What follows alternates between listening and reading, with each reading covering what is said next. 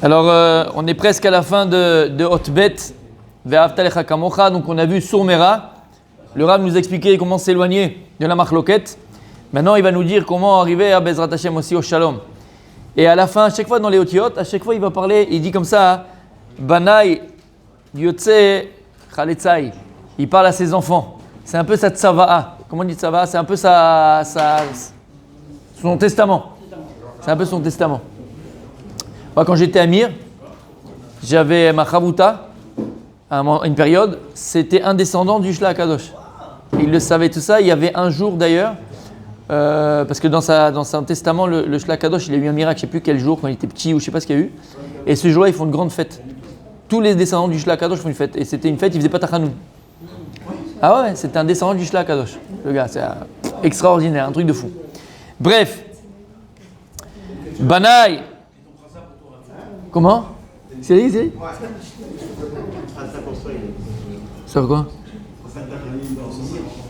Regarde-moi ça, il a pas honte, Regarde-moi ça, il a pas honte, Grand Machiar, d'ici là, mon ami. Olé la Emouna. Banaï. Boou, Kama Gadol Koach HaShalom. Mes enfants, venez. On arrête là. Hein? Shalom? Rosh Chodesh Tammuz? C'est ta pousse là?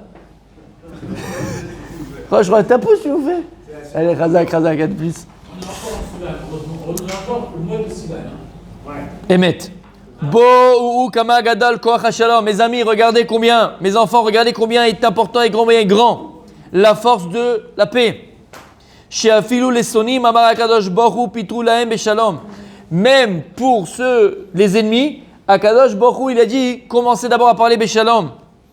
Comment le sheneemar ki tikarev el ir. C'est-à-dire que la Torah, lorsqu'elle parle qu'on fait la guerre, on va rentrer dans Eretz Kenaan, on va rentrer dans Eretz Israël pour conquérir la terre d'Israël. HaKadosh Baruch Hu il dit, on ne va pas conquérir, exterminer les peuples qui se trouvent là-bas. On doit d'abord ouvrir beshalom. Quand tu fais la guerre, on ne fait pas la guerre tout de suite, nous. D'abord, on envoie une directive, un petit recommandé, avec une aide de paix. Voilà. Bon, on a besoin de la terre, soit vous dégagez, soit on fait la guerre. Mais on ne va pas faire la guerre tout de suite. On laisse le choix.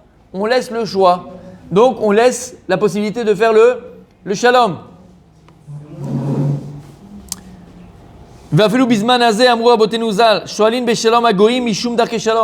Plus que ça, ils disent les Chachamim dans Masechet Shvi'it, qu'on doit même demander la paix, et c'est logique de demander la paix même aux nations, même aux non-juifs.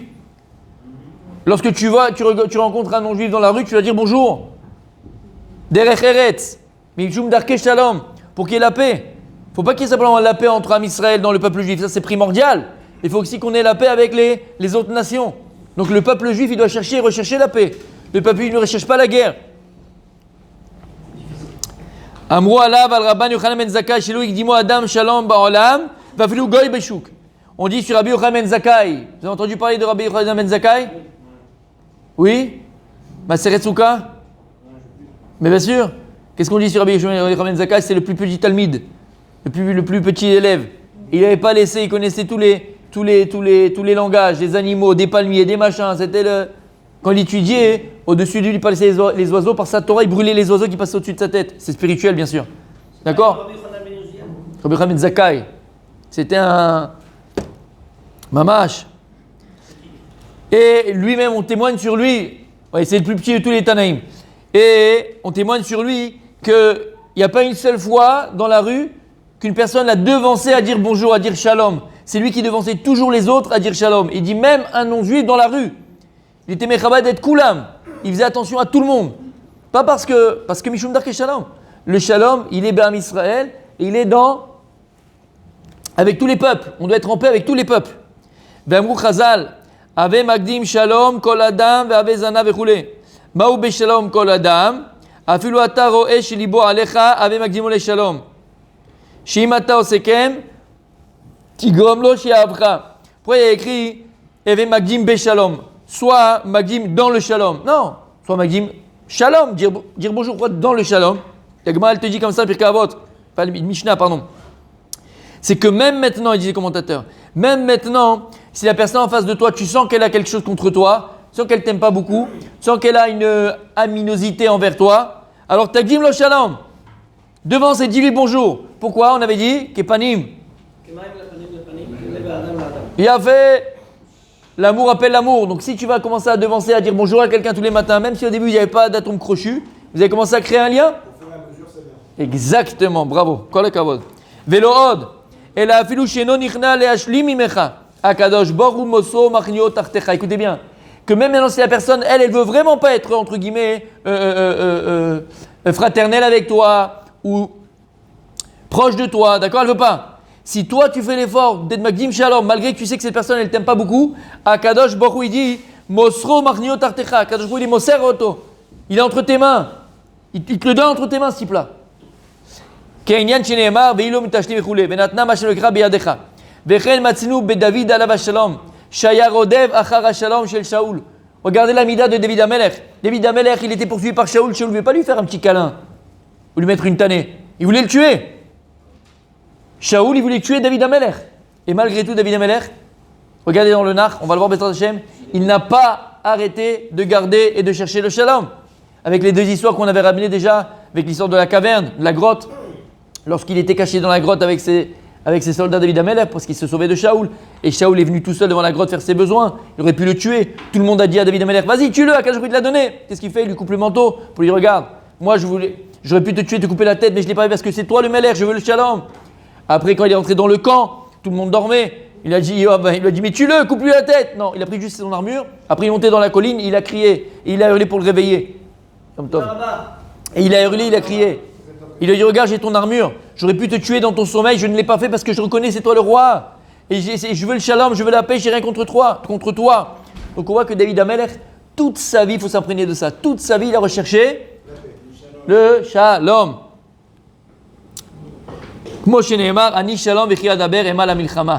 Je suis paix et je parle Hema la milchama. Et Shaoul, pas seulement, c'est pas qu'il a accepté la paix avec David Amelech, il a dit ok, j'ai fait une erreur. Il continue malgré tout à le poursuivre et à vouloir le tuer. David Amelech, il cherchait la paix et en face de lui, il n'y avait pas quelqu'un qui voulait la paix. Il avait quelqu'un qui voulait l'inverse, c'est quelqu'un qui voulait le tuer d'Avka. Donc ça ne servait à rien a priori. Et malgré que David Amelech, il voyait que lui cherchait la paix, que la personne en face de lui, elle voulait toujours la guerre, malgré tout, ça n'a rien changé chez David Amelech. Et à un moment donné, il s'est dit, bon écoute, il ne comprend pas, je vais lui mettre une tlicha, ça ne sert à rien.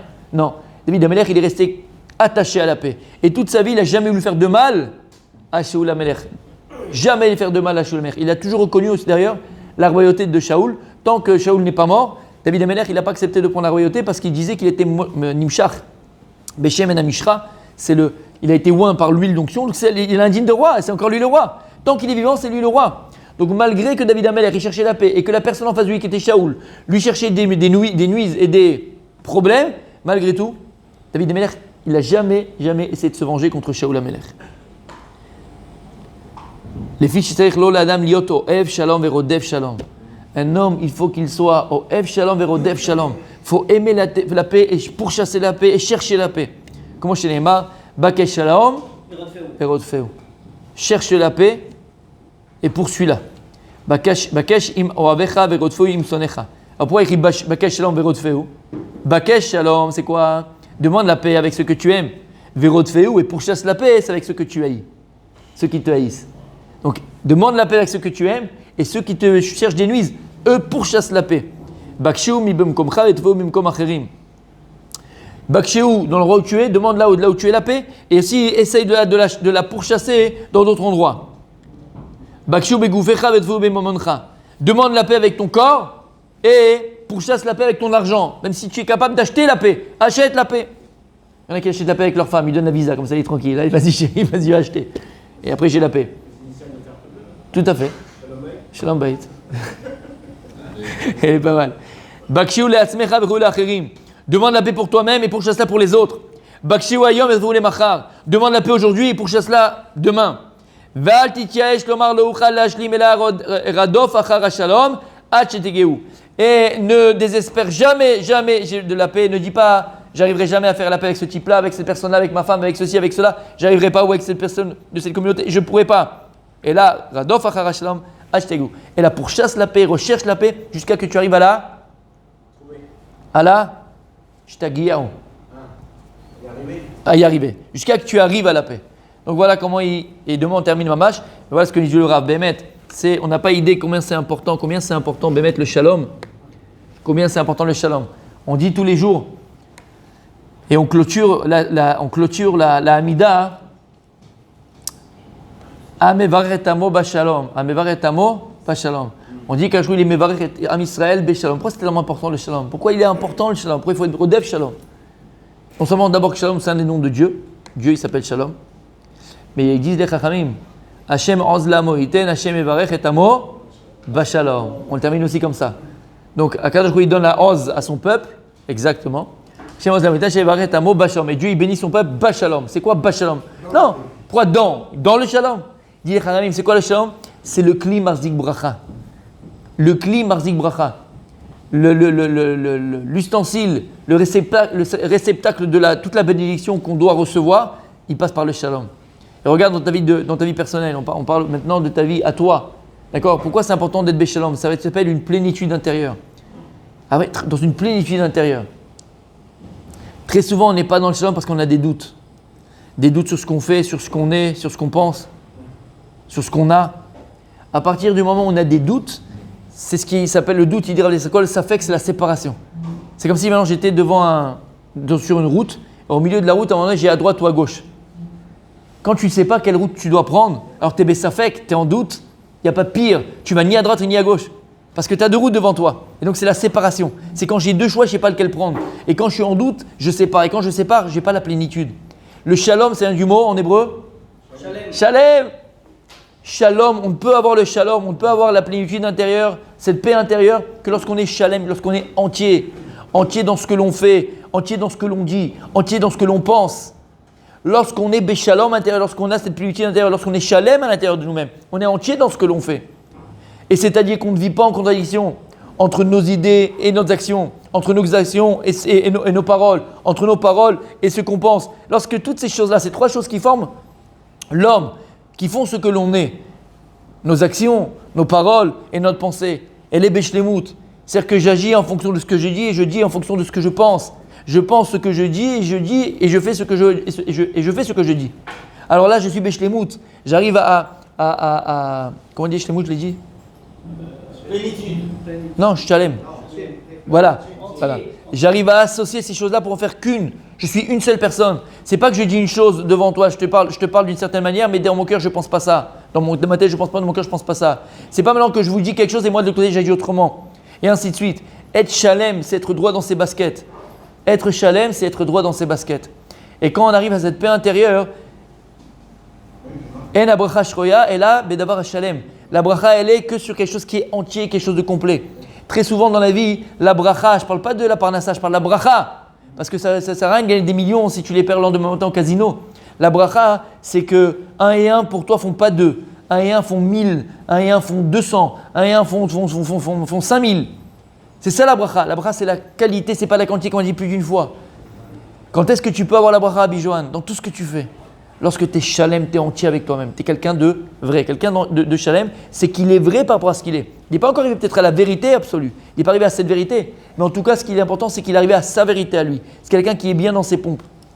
Et la bracha, la bénédiction, encore une fois, ne peut pas arriver dans une maison s'il n'y a pas la shlemout. Et donc s'il n'y a pas le shalom. Si c'est la guerre toute la journée avec sa femme, c'est les assiettes qui valsent. On n'est pas d'accord, on gueule, on s'engueule, les machins. Donc c'est une séparation. Il ne peut pas avoir la bracha. Il ne peut pas avoir la bracha. C'est qu'il faut faut être shalem. Shalem avec sa femme. Il faut être entier avec sa femme. Avec ses enfants. Il faut créer une shlemout. Il faut créer une dynamique. On va tous dans le même sens. On a tous un même projet. C'est ça qui est important. Et ça met la bracha. Pareil dans ton travail. Il faut être shalem dans son travail. Il faut être entier dans son travail. Dans ton travail, tu es dans ton travail, fils. Il n'y a pas je rigole, je fais à moitié rouler. Je suis entièrement dans mon travail. Je me concentre dans ce que je fais. Je fais les choses entièrement. Pareil dans la vie, dans son limud à Torah. Dans le limud à Torah, c'est pareil. Il faut être shalem. Parce que des fois, tu es là pendant 1 heure, tu prends de ta journée, mais ta tête, elle est déjà au travail. Ou ta tête, elle est au terrain de golf. Ou ta tête, elle est dans ton portable. Ou D'accord? C'est chaval. Mais c'est chaval, c'est bête. Tu prends du temps, tu es là. Yarki qui a bleed. Pourquoi tu fais ça? Non, mais à quoi ça sert? On ne fait pas la logique. Et c'est dommage. Mais c'est vrai dans tout. Parce que là, on parle de là, mais des fois, on est avec notre femme. Non, mais j'arrive, ouais. Je fais ce que tu veux, t'as dit. Pareil, ouais. Parce que plein de fois, tu vas dire même au niveau de la maison, au niveau de ta femme, tu vas la prendre au restaurant. Ok? Allez, ce soir, au restaurant, tu sentais qu'elle te faisait des petits trucs et tout, elle se plaignait, d'accord? Et tu l'amènes au restaurant.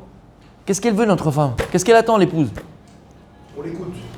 Mais qu'on soit là au moment présent. Des fois, tu dis, mais j'étais là. Non, tu n'étais pas là, tu m'écoutes pas. Tu n'es pas là. Alors oui, ton corps de kikoubli, il est là. Ta graisse, elle est là. Mais est-ce que ton esprit, il est là? Est-ce que ta conscience, elle est là? Est-ce que tu te concentres sur ce que je fais? Est-ce qu'on peut échanger? Tu vas au restaurant, c'est comme on a dit tout à l'heure, tu fais ta BA. J'ai sorti le chien. Là, on dit, mais là. Bah oui. Je vais faire pipe. Ouais, je vais très loin, mais je vais pas très loin. Ça y est, j'ai fait ma BA, je lui ai fait son petit truc, elle a eu ses sushis, ça y est. Mais c'est pas ça qu'elle veut. C'est qu'on discute, c'est qu'on marche, c'est qu'on partage. C'est la tension. C'est pas le blabla à côté. Alors, elle a besoin de blabla à côté, c'est vrai, on va pas mentir. Mais c'est la tension. Et c'est vice-versa. Mais nous, on est des hommes, donc je parle pour nos femmes, mais c'est vice-versa. Pareil, quand elle prend du temps. Je fais tout pour toi. Ouais, mais l'essentiel, peut-être, il n'est pas là aussi de ce côté à elle. Des fois, je fais des lessives, je te fais à manger, je fais machin. Est-ce que tu prends du temps, on s'assoit, on discute, on est là, on vit ensemble. Là, on est en. Comment on appelle ça? Copropriété. On vit en concubinage. Mais ce qu'on vit, mari et femme, véritablement. Mari et femme, c'est faire une shlemout, c'est être entier. C'est vivre ensemble, Béhémet. C'est exister ensemble. C'est construire ensemble. Est-ce qu'on le fait?